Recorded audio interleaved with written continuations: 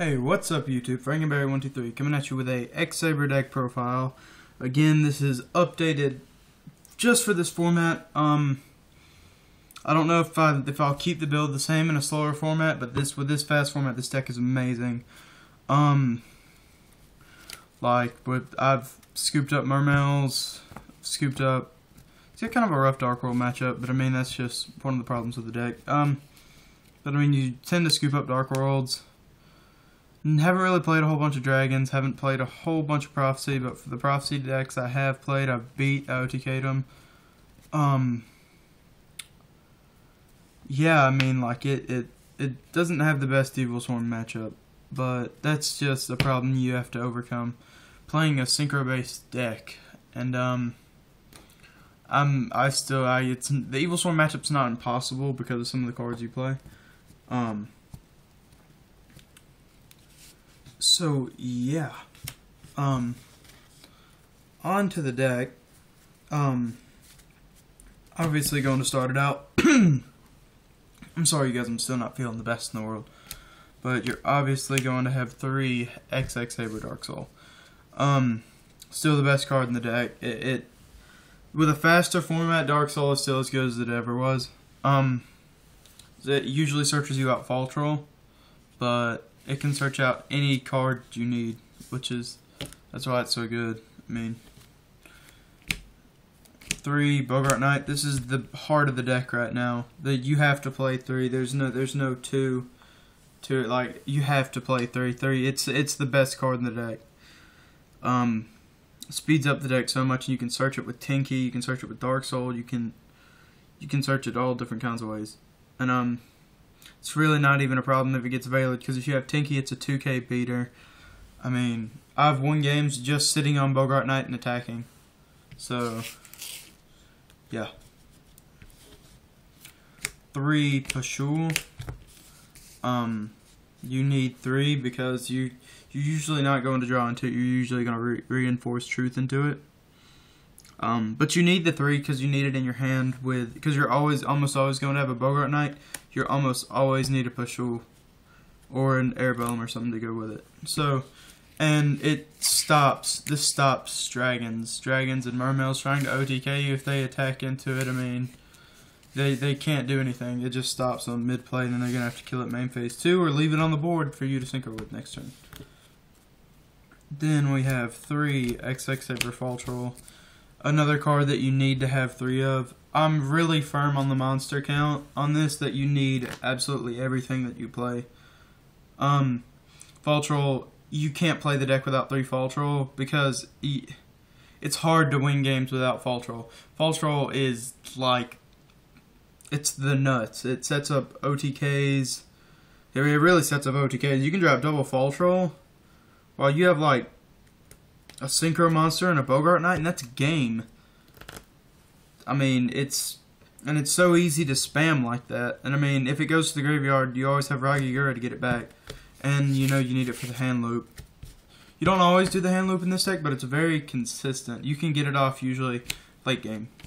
But you don't set up trying to get it. Only 2 Ember's Blade.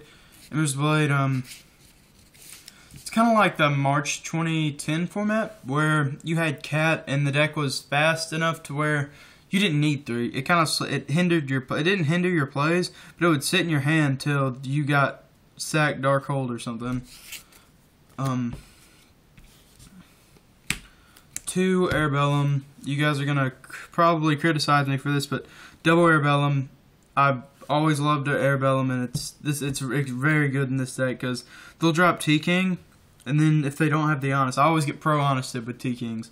But you can go, just being able to pitch a card out of somebody's hand is just stupid. And it's 1600, which isn't terrible. Then you have 1 Raigigura. It's really good late game. It's not the best to open with, but you can play into it fairly easy. You can overextend. And then you could potentially go for the Gotham Sand Loop with your Fall Trolls and stuff. It gets back Fall Trolls, the best part. So yeah, Raigigura is another vital part of the deck. The deck wouldn't really work without him.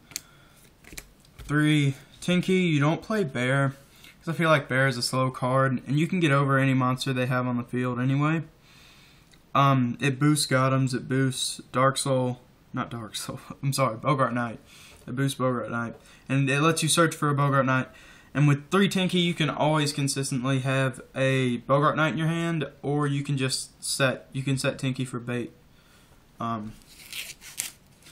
This is really a big part of the deck too. The deck wouldn't be the same without Tinky. 1-for-1. If you have 1-for-1, if you have a card on your if you have a monster on your field, and 1-for-1 with a Fall Troll in hand, you can almost every time that I have that, I usually win. 1-for-1 can get you back your Fall Trolls. You can pitch Fall Troll and then get it back with Ragigura, and it's like you're just special summoning a monster, and it gets the whatchamajigger that you get with it. The Ragigura is Gotham's bait. Double Upstart Goblin. You need to dig for your pieces. I like Upstart Goblin because you can still consistently OTK with over 9,000. So I mean, you're eventually gonna burn it off anyway. And if it helps you draw into your combo pieces, it helps you draw into a Tinky, a Fall Troll. That can sometimes be the deciding factor of a game. Double MST. You play Trap Stun, so I mean, you still need to get cards off the board, but it's not as vital as you'd think. I mean, just there's not enough stuff that plays backer for me to max out on it. Book of Moon. These are what I always play. Book of Moon. I almost always play Mind Control. Mind Control is great in this deck because you play like 5 or 6 tuners. Dark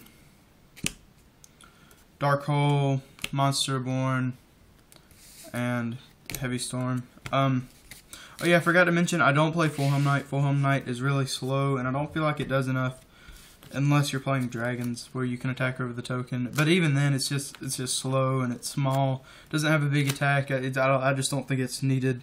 I feel like almost every card in here is needed except for maybe like you could swap out like 1-for-1 or Upstarts if you don't like Upstarts. But I love Upstart. One Gotham's E-Call. Again, it's kind of a hindrance to your plays because that one card in your hand could be a combo piece as opposed to Gotham's E-Call. Gotham's E-Call's extremely good late game. And it's really good mid game. It's just if you open Gotham's E-Call, you have to play into it, and that's not a very good thing. So yeah, only one. Double Reinforced Truth because Pashul is a very big combo piece, and they activate MST and you can chain it. It's a chainable card, which is a very big thing. So yeah, get Pashul. That pro Pashul, and if they try to OTK you. Double bottomless staple. I mean, double torrential works really good with Dark Soul and stuff. You can tend to get back your resources with Fall Troll. So yeah. One Mirror Force. Can't find space for the second one. Usually you don't really care if they attack into your stuff. It's just if they have a giant board, you obviously need to clear it, but usually you want your Dark Soul to get killed, or you want your Ember's Blade to get killed, because it gives you combo pieces. Then one Trap Stun and one 7 tools. I was trying double Trap Stun, but I found myself just Trap Stunning with one card on the field, and you know, I don't know. I feel 7 tools is a lot less linear than Trap Stun. It's obviously good. Like if you go Hun lane, they try to activate Bottomless, you can just 7 tools the Bottomless and pop the rest of it. I just like it because it's not nearly as linear as Trap Stun. Whereas Trap Stun, you only use it to pretty much OTK. It's pretty good in the Mermail matchup too. That's the deck. It's 40 cards. Onto the extra. Armory Arm. You need Armory Arm because the Ragigura Arabellum play pops up 3 times more than you think it would. And this really helps you against Evil Swarm.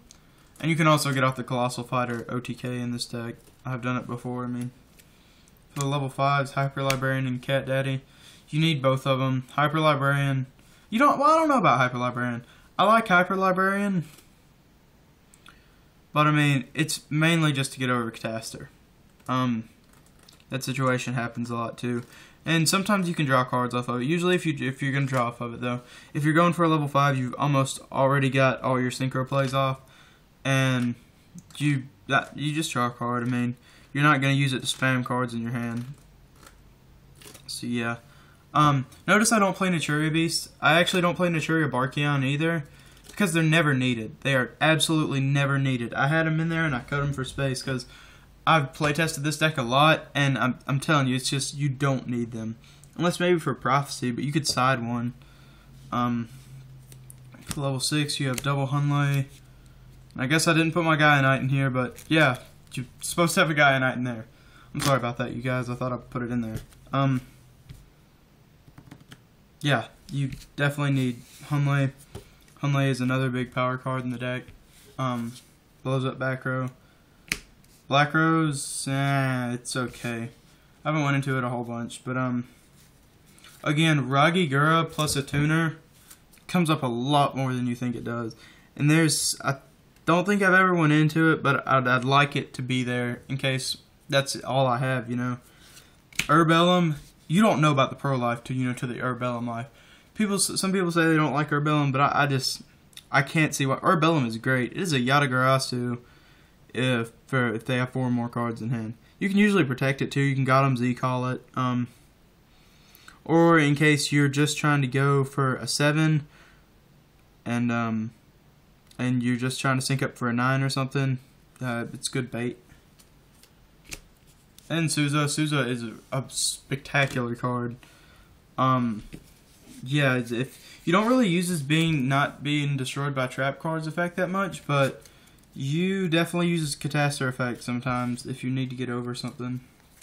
Level 8s, Crimson Blader, Scrap Dragon, and Colossal Fighter. Colossal Fighter is great. You can get him up pretty beefy in this deck, late game. And Scrap Dragon, it's just for those situations. Third hour relevant now. Huh. Hey, that was pretty funny. But Scrap Dragon, pop big cards on the field. And Crimson Blader rapes Mermails. It gets in that butt so hard. So yeah, I feel like all 3 of them are needed. This to pop back row if you're scared of the Mirror Force. This for the beater. And if they destroy it by battle, you can bring it back, or you can bring back up a Shul in case you have the Gotham Z call or anything. And that just for anything else, Crimson Blader just rapes everything. The one Gothams, you need it for the hand loop. Even if you're not gonna do the hand loop, you can still easy ditch like 3 cards out of their hand. And it gets bumped up by Tinky, which helps a lot more than you think. Then only 1 rank 4 and 1 rank 3. This is for Evil Swarms, mainly for the double Bogart Knight play. Zen mains in case they have like a T-King on the field or something. So yeah. That was the deck, you guys. I don't really have a side deck built. I mean, I could just show you a couple cards I'd put in. I like Penguin Soldier. Penguin Soldier is really good. Somewhere in there. Of course, you need like Effect Veilers. I don't have any Maxis on me. Probably the 3rd MST. Dust Tornadoes. Oh, and you have to have the Pro Crimson Sunbird. Also, another card, I may make a video about it, is Prideful Roar. This card is really good against Evil Swarms. Because if you have Herbellum on the field and they attack, or even Herbellum, and you can make up for the difference, and it deals battle damage, and you can set them back.